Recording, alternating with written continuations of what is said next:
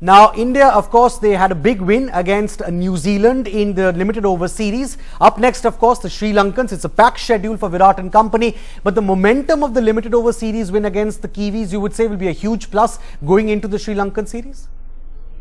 It will be a huge plus. As it is, I think the Indian team believes that they have a psychological advantage over the Sri Lankans with the kind of wins that they had in Sri Lanka.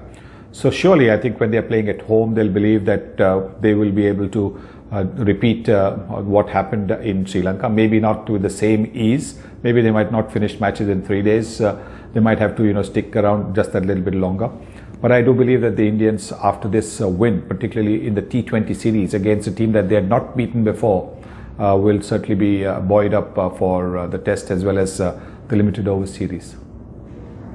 Right, you of course spoke about the psychological advantage that Team India hold over the Lankans. The last time India played Sri Lanka, which was in Sri Lanka, it was a full series whitewash, 9-0 across all three formats that India inflicted on the Lankans. Would you predict a similar trend perhaps this time around as well? I think so. I think Sri Lanka will really have to play out of its skin to challenge this Indian team.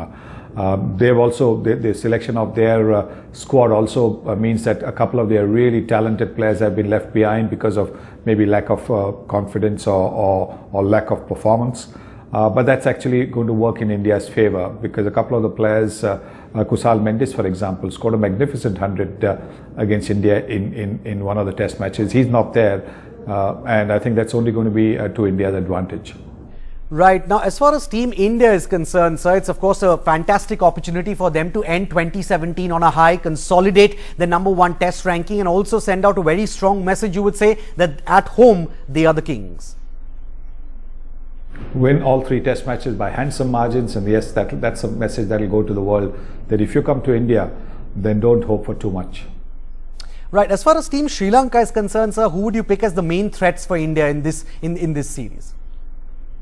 I think 2 players particularly. One is Dinesh Chandimal, the skipper, and Rangana Herath. I think these 2 are experienced cricketers. They are quality cricketers. They are world-class cricketers, and so those are the 2 players that India will be looking to neutralize as quickly as possible.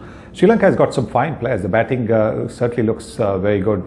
Karuna Ratne has been batting well. Dilruwan, I think he's developing very well as an all-rounder. So Sri Lanka, perhaps on Indian pitches, might be a lot more difficult to beat than they were in Sri Lanka. And besides, I think having beaten Pakistan in both the test matches that they played just a month or so back will have lifted their confidence as well. Right. Also, as far as Team India is concerned, going back to the hosts, do you see some Indian players who have not really been getting a lot of regular opportunities of late, like KL Rahul, Kuldeep Yadav, them being given extended runs perhaps in this series against the Lankans? They could well be given extended runs because they've been sitting on the sidelines. Both of them are terrific players. KL Rahul will go a long way because he's got tremendous ability. And he's shown us the temperament as well. So yes, I think he gets consistent opportunities. He is capable of grasping them, grabbing them, and ensuring that he stays a permanent member of the Indian team. And Kuldeep Yadav, I think with every match and the experience that he gets from every match, he's only going to be a better bowler. So yes, they could be in for some extended opportunities in this series. Right. One final question for you this evening, sir. Of course, India going as overwhelming favourites against the Lankans, but right after the Sri Lanka series, there'll be a tough tour of South Africa that India will go on. Provided they do very well against the Lankans at home, do you see India maybe breaking the jinx of never having won a test series in South Africa?